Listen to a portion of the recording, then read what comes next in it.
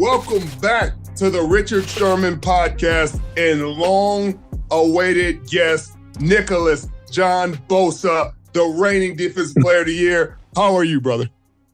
I'm fantastic, dude. It's great to see you always. And this is my first podcast ever, so you must feel pretty special having me on. I feel it deep in my heart, and I appreciate you so much. If I'm doing it for anybody, it's you, buddy. I really appreciate that. I love you, man. And I'm so proud of you. And you got the Defensive Rookie of the Year, your rookie year, and we knew that it was just a matter of time before you got Defensive Player of the Year. Did you have any inkling that it could be coming throughout the year? I mean, you were on fire for a long time. I think you went 10 straight. Well, you know how seasons go. It's just that constant grind. You got to keep your stats going because that's probably the biggest thing that gets it. But I think once I got to mid-season and I was kind of leading in all the categories, and then we played the Dolphins, and I got a little breathing room, and then I had another one with a strip and a couple. So at that point, our team's good. Number 1 D. I'm like, it's a good shot. Might be something. So it got to be crazy because obviously Joey being in the league for as long as he did, he helped you through Ohio State and your transition into the league. He had to be really proud of you and really happy. I saw he was at all the playoff games, man. That got to be really fun.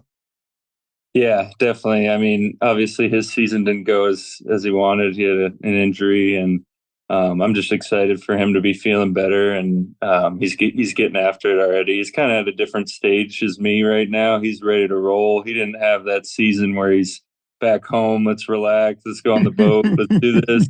He's. Wait, can I curse? Yeah. Don't bleep it. I'm not going to hold it back then. But no, he's ready to roll. I'm kind of like holding myself back. Like, all right, I got to give myself some time here and enjoy it a bit.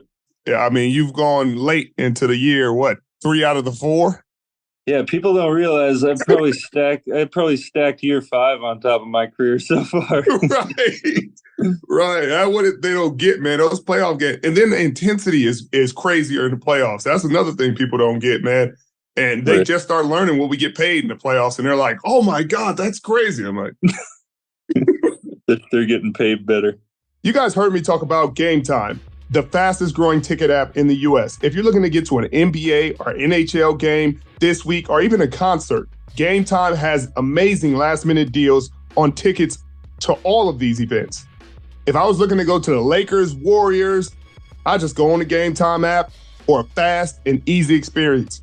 No matter where you live, get out for some fun this week. Download the Game Time app, create an account, use the promo code Sherman for $20 off your first purchase.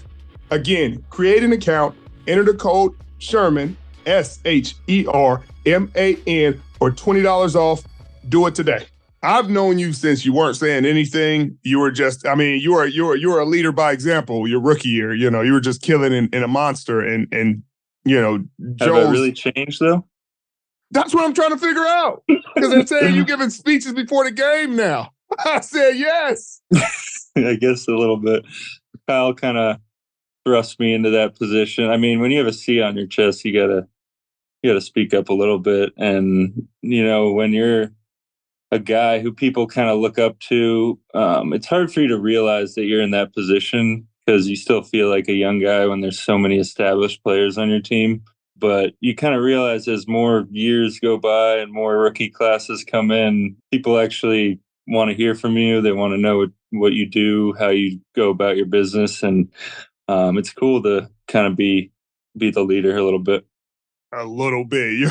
Unquestioned. Of course, they want to hear from you. You're one of the best on the team. You've led by example for a long time. And I just think it's really cool how you guys have grown together. You guys have grown up. Like you're talking about established guy. You are an established guy. I mean, it don't get more established than you now. You got the hardware. You've been to the big games. You played in the big games. You played well in the big games. How different has Kyle been since, obviously there's been some ups and downs, but it's still been success after success after success. And with Meek gone, are you expecting any big changes?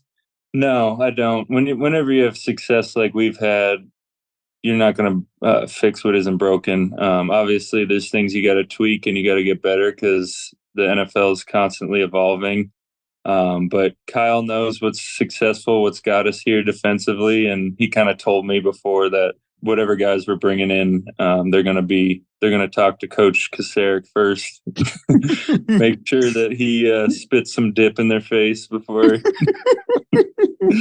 before they hire him. But no, we're gonna be attacking on D.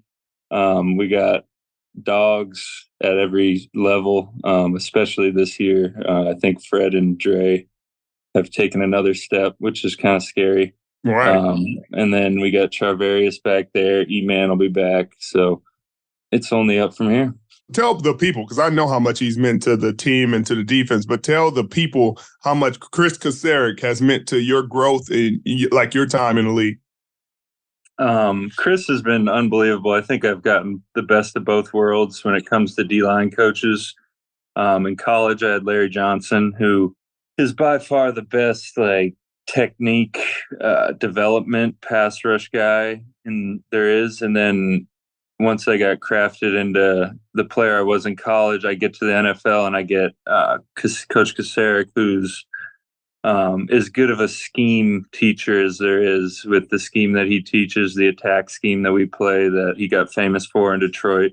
So just having the scheme and the technique has kind of allowed me to get to these heights.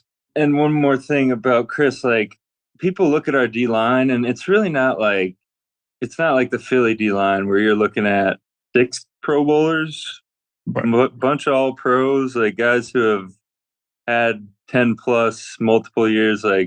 Our D line each year, obviously me and Eric, but each year it's if you looked at who was playing inside for us this year, you wouldn't, if you're just a casual fan, you'd have no idea. And they get into our scheme. Chris finds them, he brings them in, and he teaches them the scheme so well that they're just not thinking. Right. And they're just using because everybody's talented physically in the league. So they come in and they're performing as good as they have in their career, and they just want to stay here because it's a lot of fun just lunging into O-linemen's faces. Especially in practice. I'm sure they hate it in practice. Right. Gets them ready, though. Right. For sure, gets them ready. Speaking of getting them ready, I remember when Trent first got there and how those conversations were. And, I'm sure those conversations are a lot different now. My facial expression says it all. Damn Trent. Damn Trenton, freaking gorilla. Ballerina. Right, ballerina. But how has he been? I mean, he's been amazing his whole career. He's finally getting the credit for the player he is and the person he is. But going against him all the time and the tips and the conversations you guys have, loves being a fly on that wall. Yeah, no doubt. It's hard to look at the whole entirety of your career, but the fact that I've been able to go against Joe my rookie year and then Trent comes in the best ever, I think when I look back at my career 5 years from now, I'm going to be wow, I really got lucky with that. Not only lucky that he's not on the other team, but that I get to go against him. And Trent's one of my favorite dudes on the team. We get along really well.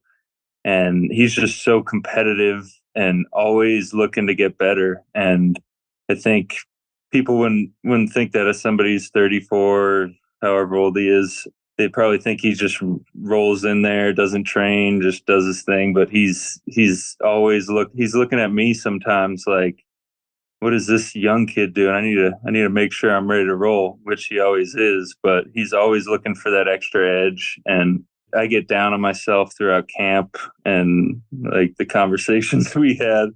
But when you really look at it, when you're going against somebody like that, it's worth all the stress that it brings because I want to be the best player on the team too. And it's kind of hard when he's on the team. Well, a lot of people, that'd be a great debate right now against everybody, regular fans, 49er fans. Because you had the best year that you've had. And obviously you had the injury second year, screw New York turf. But being able to, take me through your mindset coming back from that and then not winning comeback player of the year and then coming back and getting defensive player of the year, deservedly so. How has that maturation and growth been throughout those years? Yeah, I think it's been pretty crazy. It's wild to look back. It's been just about 2 years since I was rehabbing and going through all the bumps in the road that come along with rehab. But I've been through it too many times, and rookie year was unmatched. Just the team we had, the relationships we built, we felt destined to do it, and it didn't happen. But I'll always remember that year. Some of the guys that aren't here anymore, you, Buckner, DJ, all those boys. Oh man, Just a great squad, and I didn't think it could get any better. And not that it's gotten better, it's gotten different and equally as good. Like, but yeah, I mean, rookie year, I got pretty much everything thrown at me, and then you're on the highest of highs, and you just get shot down at the end, and then COVID, can't do anything all off season. It's just kind of depressing, weird. You roll into camp, and you're going against Trent. You're feeling the best you felt, and then boom, one play. Questioning your career, questioning football in general. I've had multiple injuries, and that was the worst one. Just damage wise, like I was down, and I was sitting in Joey's house in California, freaking painkillers, whatever you go through, and I felt like there was no light at the end of the tunnel. And from then on, once you realize, wait, this is what I do. I don't do anything else. Then you just pour all that emotion and everything into the goals that you have. And you get to the point where I'm at now, and you win the award, and you realize, like, yeah, that award's great. That's unreal, but there's nothing that could touch the award that we all want, and that's the Lombardi. And yeah, I thought I'd get to that defensive player of the year and be like satisfied, but I got to get a couple of rings like you, buddy. Come on, look, I should have a couple. I only got one. We had it.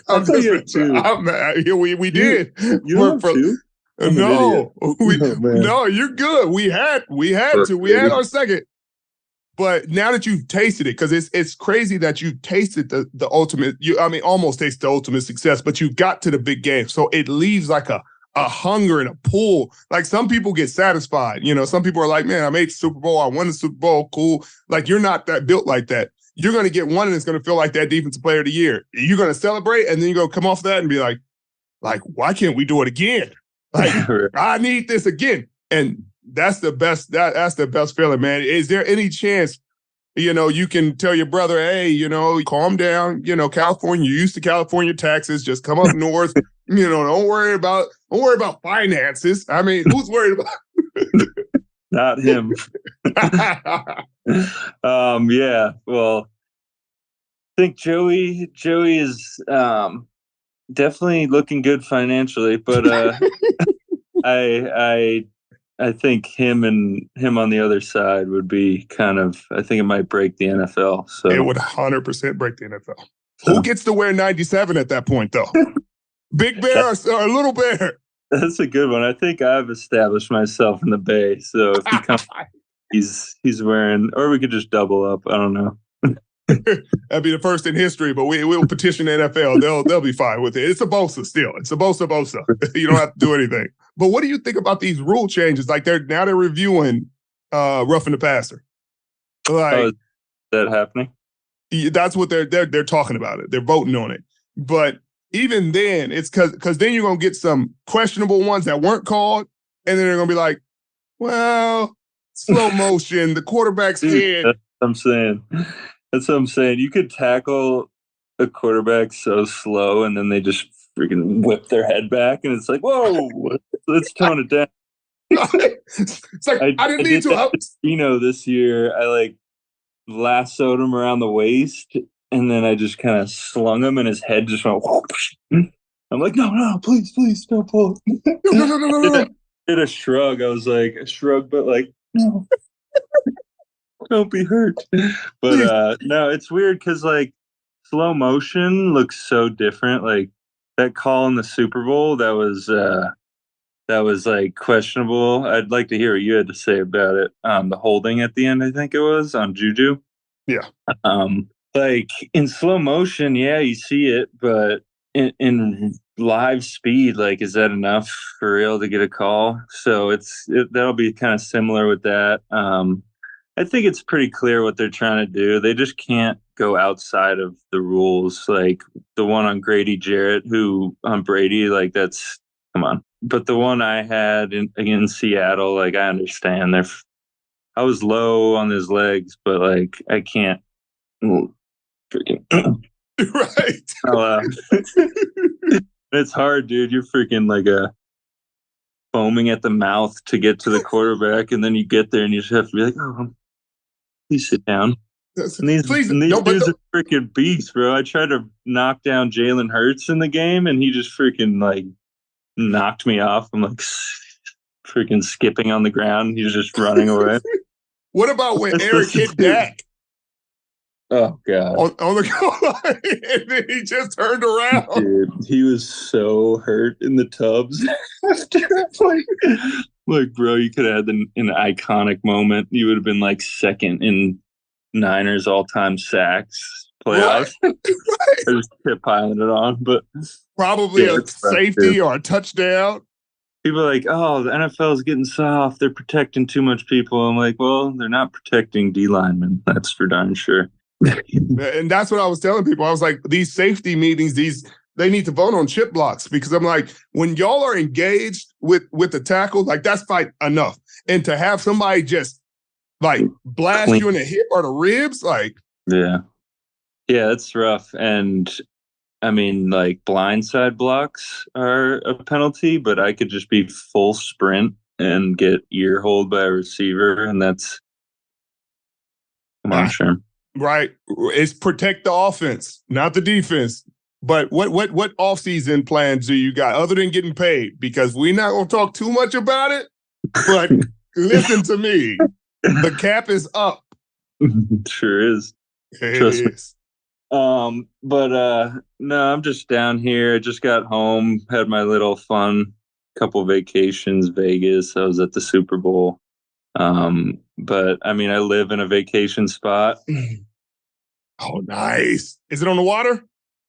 I'm on the beach. Joey's on the water. And he's right down the street, so it's best of both worlds. I got my boat down here, so we've been hitting that on the weekends.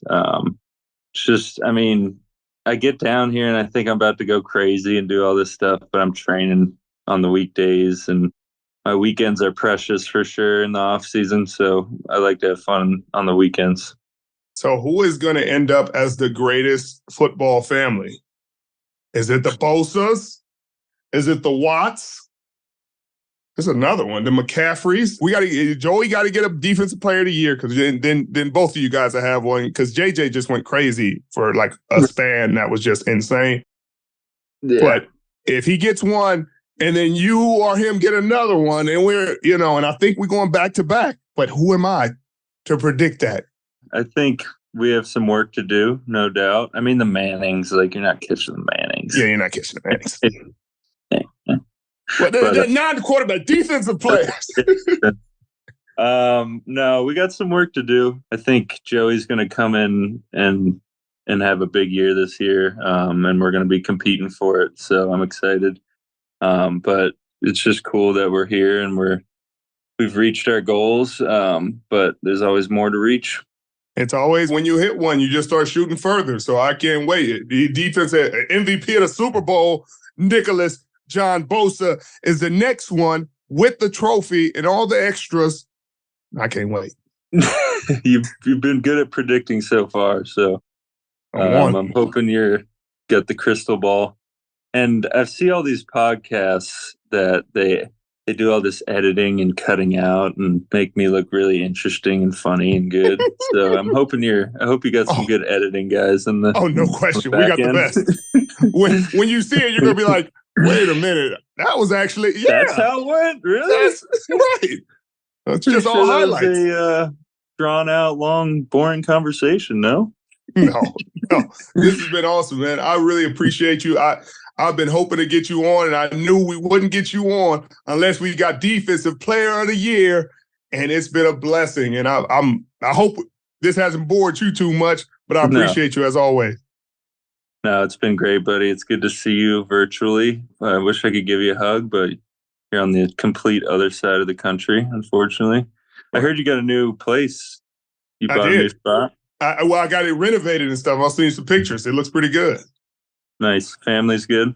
Family's really good. Been coaching second grade basketball, in 20 years when your career's over. Get into it. It's decent. That's awesome, dude. Being a dad's got to be pretty cool. It is. And look, being a dad of you and your brother has to be pretty cool. One day y'all need to sit down and have beers with him and talk to him about it. He going to write a book, him and your mom. We'll have to get him on the pod next year. Yes.